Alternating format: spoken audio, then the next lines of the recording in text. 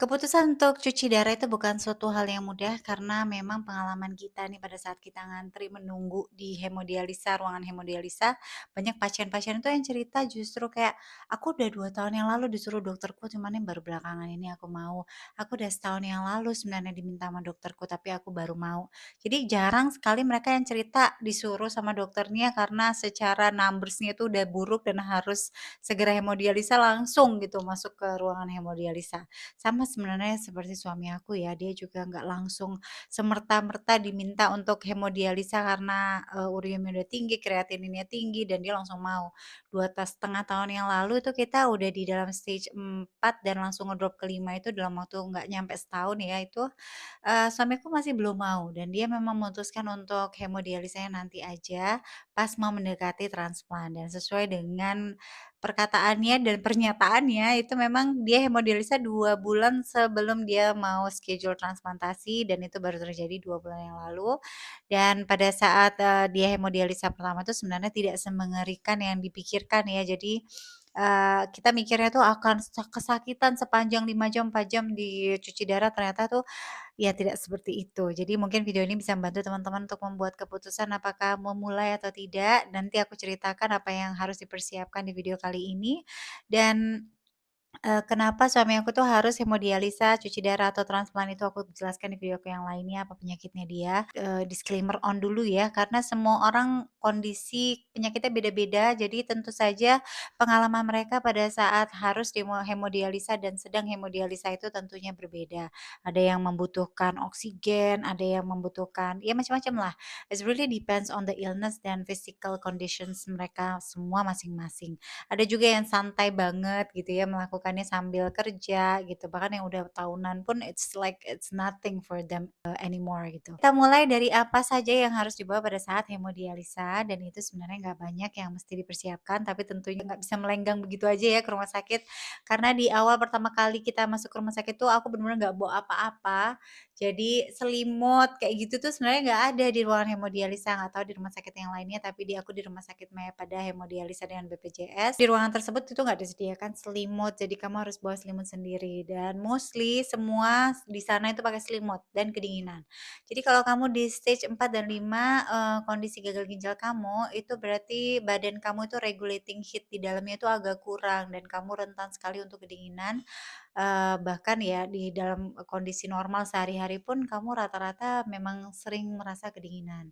Jadi pada saat hemodialisa, bawalah selimut. Nah, itu sesuatu yang aku bawa pada saat, hemodialisa kedua dan sampai dan sekarang itu sangat berguna sekali. Tadinya aku pakai selimut yang tipis, ganti selimut yang lebih tebal, karena rentan hipotermia.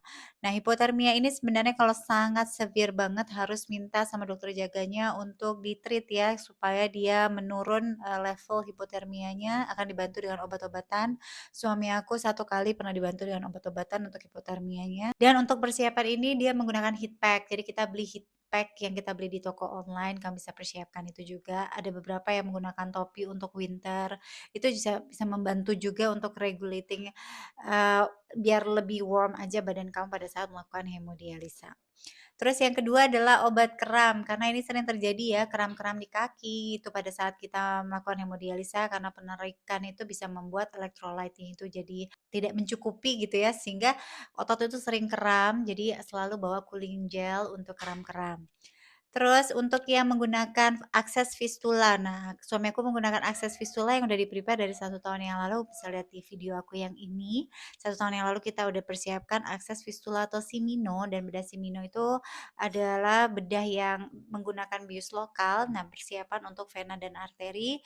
Jadi persiapkan, semprotan untuk, pain reductions ya, karena pada saat ditusukkan jarumnya yang lumayan besar, itu ada rada sedikit sakit. Jadi sakitnya sebenarnya pada saat penusukan jarum di akses fistula dan pencabutan. Itu aja sih yang menurut suami aku sakit, selebihnya itu ya kondisinya beda-beda ya, mungkin, kalau blood sugar-nya rendah bisa mual-mual, pusing-pusing, dan lain sebagainya.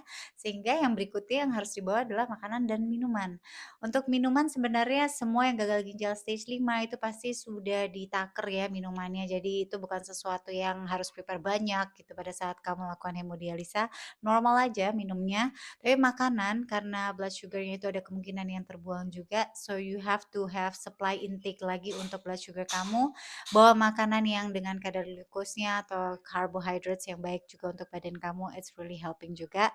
Kalau bisa jangan processed food atau ultra processed food. Yang sehat aja bisa jadi sakit dengan ultra processed food, apalagi yang sakit ya. So I don't recommend you guys to bring that saat hemodialisa. Yang berikutnya obat-obatan. Bawa obat-obatan rutin dan juga painkiller, obat sakit kepala ataupun obat ya sakit nyeri-nyeri seperti Novalgin gitu.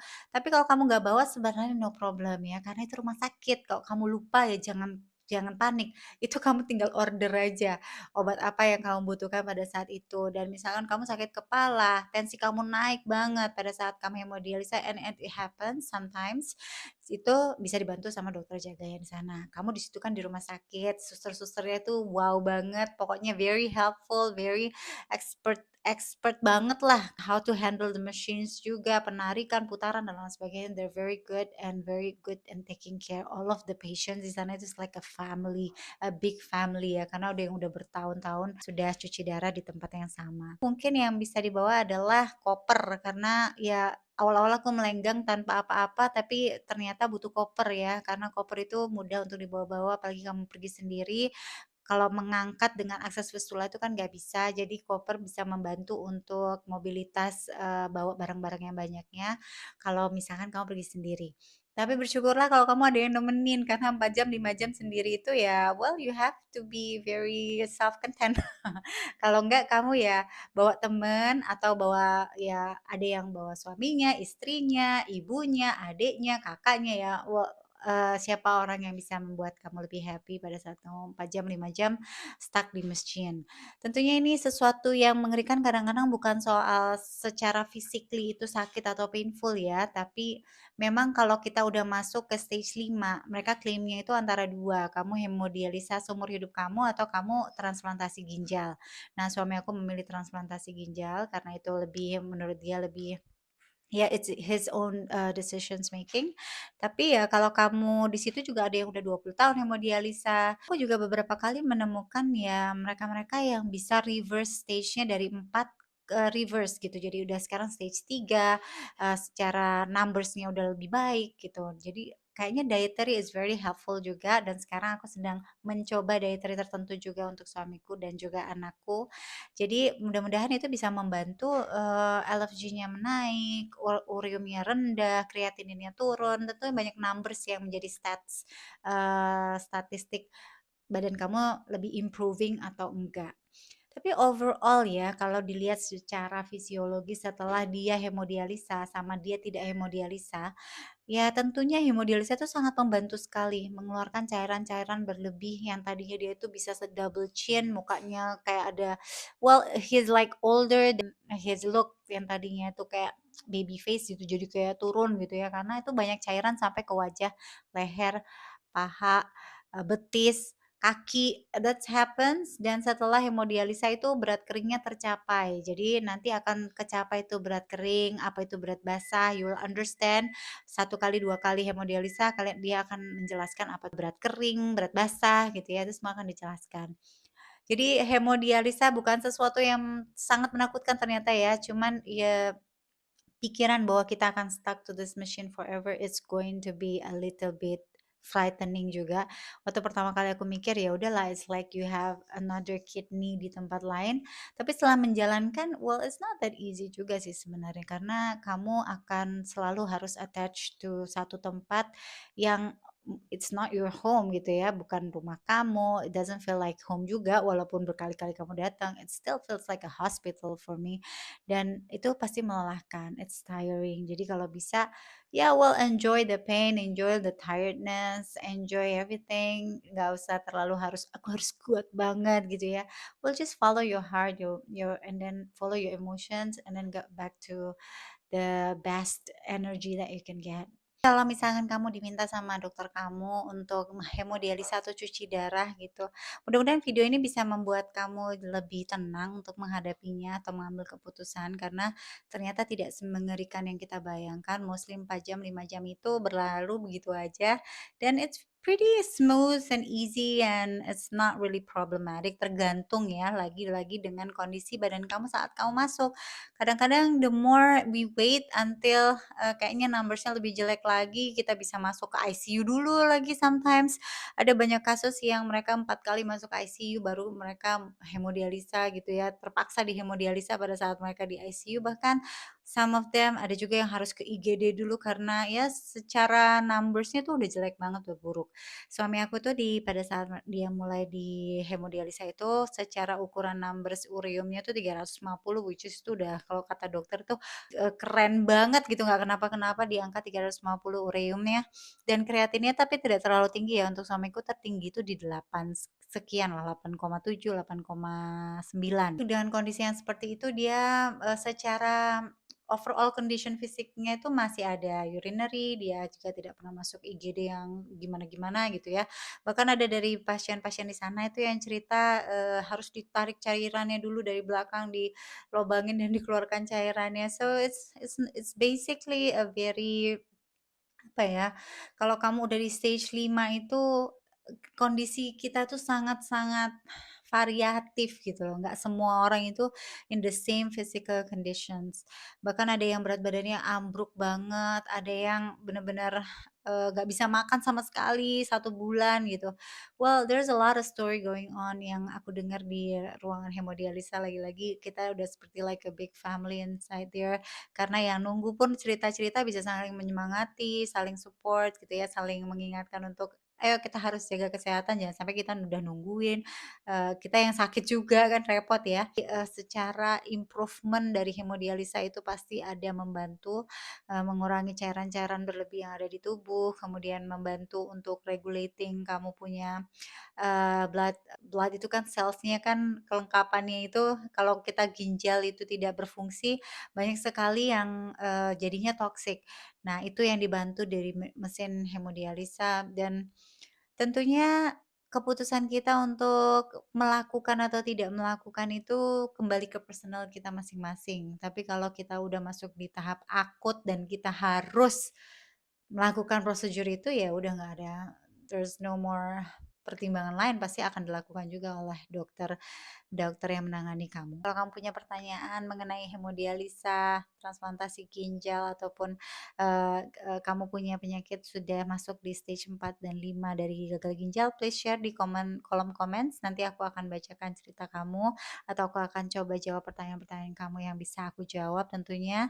Dan buat teman-teman yang punya saudara, adik, kakak, ibu, bapak yang punya penyakit yang kurang lebih sama bisa share video ini juga, siapa tahu bisa menguatkan mereka untuk ya udah kita jalanin aja lah ini karena banyak sekali pasien-pasien yang sudah merasa improving juga sih secara physical condition setelah hemodialisa atau cuci darah. Kadang-kadang it feels like a death sentence, tapi kalau, kita rubah nih ya perspektif kita terhadap hemodialisa, sebenarnya kita terbantu loh dengan mesin ini. Bahwa banyak sekali hal-hal yang tadinya itu sangat mengganggu, kayak suami aku tuh punya selaput putih yang menyelimuti di mulutnya itu udah nggak ada semenjak dia udah HD atau hemodialisa. Atau dia juga selalu bengkak kakinya itu udah nggak ada semenjak dia HD. Dan dia juga biasanya nggak bisa tidur malam, dia malam tidur. Nah, itu kan improvement secara physical conditions. Jadi sebenarnya membantu juga. Cuman next step-nya harus apa nih gitu. Siapa tahu kita bisa keluar dari, kondisi ini kan itu pasti yang kita inginkan semua ya. Kalau suami aku kan dia akan next step-nya adalah transplant. Tapi bukan berarti langsung habis transplant everything is gonna be okay, tentu saja kita maunya berharap seperti itu, tapi ada juga yang balik lagi hemodialisa karena rejection. So we just need to have a proper plan, apa yang akan kita lakukan dan, backup plan kalau misalkan itu tidak sesuai dengan harapan yang kita lakukan. So we still can be ready at least gitu. Yang ingin tahu suami aku itu kena penyakit gagal ginjal apa sehingga dia harus melakukan hemodialisa dan transplantasi bisa cek di video aku yang ini. Buat kalian yang mau mendapatkan hemodialisa gratis bisa cek di video yang ini.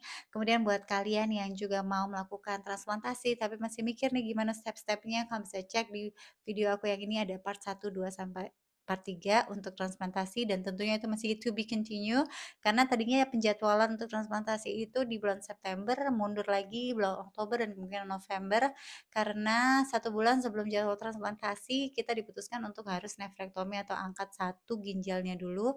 Ya cerita itu aku masukin di, penjelasan video aku di transplantasi. So just check out my video yang ada di sana and thank you so much yang udah menonton dari awal sampai akhir. Mudah-mudahan ini bermanfaat buat kalian. Please subscribe to my channel dan bagikan ke mereka-mereka yang kira-kira relate dengan cerita ini. Itu aja dari aku. Namaku Visi. Bye.